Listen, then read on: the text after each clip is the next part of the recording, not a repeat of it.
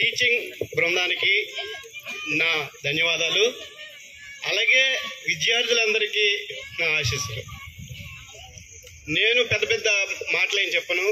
మనకి ఎంతో ప్రయాసతో ఎన్నో కష్టాలు అనుభవించి జైలుకి వెళ్ళి మన దేశ స్వతంత్రం కోసం ఎన్నో పాటలు పడి మహానుభావులు మనకు ఒక ఫలాన్ని ఇచ్చారు. అది మనకు మనం సాధించుకున్నటువంటి హక్కుగా భావించి మా దేశం మీద మీ పెత్తనం ఏమిటి, మీ అధికారం ఏమిటి, మా స్వతంత్రంగా మేము నిర్ణయాలు తీసుకోగలం, మేము స్వతంత్రంగా బతకగలం, మమ్మల్ని వదిలి వెళ్ళండి అని ఎన్నో కారాగారాలకు వెళ్ళి ఎన్నో దెబ్బలు తిని మనకి ఈ ఫలాన్ని ఇచ్చారు. దాన్ని మనం గౌరవంగా భావించి ప్రతి ఏటా స్వతంత్ర దినోత్సవాన్ని గడుపుకుంటాం. దీని గురించి మనం నేర్చుకోవాల్సింది ఏంటంటే, సమాజంలో మనకి ఇచ్చినటువంటి పెద్దల్ని గౌరవిస్తూ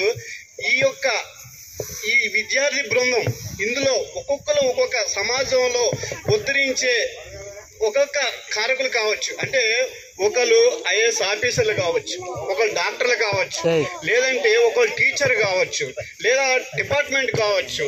ఇలాగా అనేక రంగాల్లో డిఫెన్స్ ఉద్ధరించవచ్చు.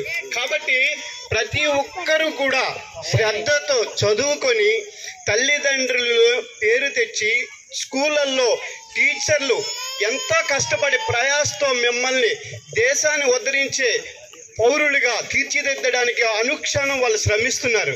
నాకు రాత్రి ఒక 2 వీడియోలు చూశాను చిన్ని సార్వి. అయితే ఆ 2 వీడియోలు నా మనసుకి టచ్ చేశాయి. సార్, మీకు ఈ యొక్క దేశం పట్ల పిల్లల పట్ల మీకున్న ప్రేమను ఆ వీడియో ద్వారా నేను చూశాను. నాకు తెలిసి మీరు ఆ దేశ ప్రేమని లోపల పెట్టుకొని నేను ఒక విక్టరీ స్టడీ సర్కిల్ని స్థాపించి సమాజంలో పిల్లల్ని ఉద్ధరించడానికి నేను ఎందుకు పాటుపడకూడదని తీసుకునే నిర్ణయం. శభాష్ సార్, మీ అందరికీ ఒక్కసారి ధన్యవాదాలు. అందరూ కూడా చిన్ని సార్కి ఒకసారి క్లాప్స్ కొట్టి మిమ్మల్ని అనుక్షణం హాస్టల్లో మీతో పాటు ఫుడ్ తిని మీ పక్కనే పడుకొని అనుక్షణం ఆయన ఎంతో శ్రమిస్తున్నారు. మీరేం చేయాలి? వీక్లీ టెస్ట్లో ఇంకా చిన్న తప్పులు చేస్తూ వెనకబడి ఉన్నారు విద్యార్థులు. పోటీ పడాలి. నాకెందుకు 20 అవుట్ ఆఫ్ రావట్లేదని పోటీ పడాలి.